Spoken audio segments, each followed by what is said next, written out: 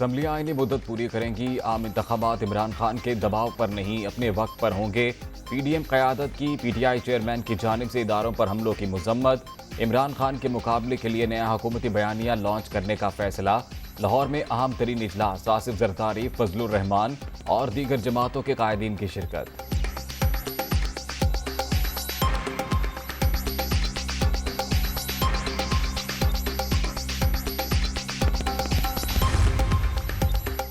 लाहौर में पीडीएम क़यादत के इजलास के बाद आसिफ जरदारी की चौधरी शुजात की रिहाइश का आमद। काफ लीगी रहनुमा से मुलाकात में सियासी अमूर पर तबादला ख्याल, पंजाब की सूरत हाल पर भी मुशावरत।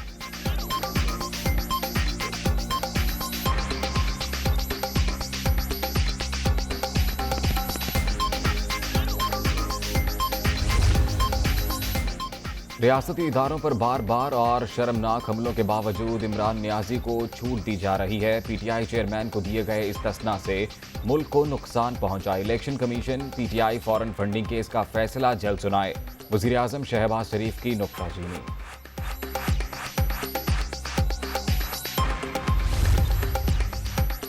इमरान खान अंपायर को साथ मिलाकर खेलने के आदी, अदलिया के कंधों पर चढ़कर आइन से छेड़छाड़ की कोशिशें कर रहे हैं। कानून साजी हमारा इख्तियार और हक है, इसमें मुदाखलत नहीं होनी चाहिए। अदालत उज़्मा का फुल बेंच आर्टिकल 63 की अदालती तशरीह पर नजरसानी अपील की जल्द अज जल्द समाअत करे।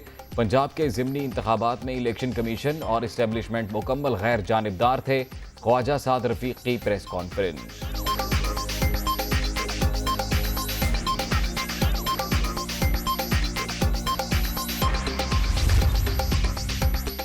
और इमरान खान इक़्तिदार के लिए हुकूमती इदारों पर हमलावर। ये फॉरेन फंडिंग केस से बचने के लिए इलेक्शन कमीशन को टारगेट कर रहे हैं।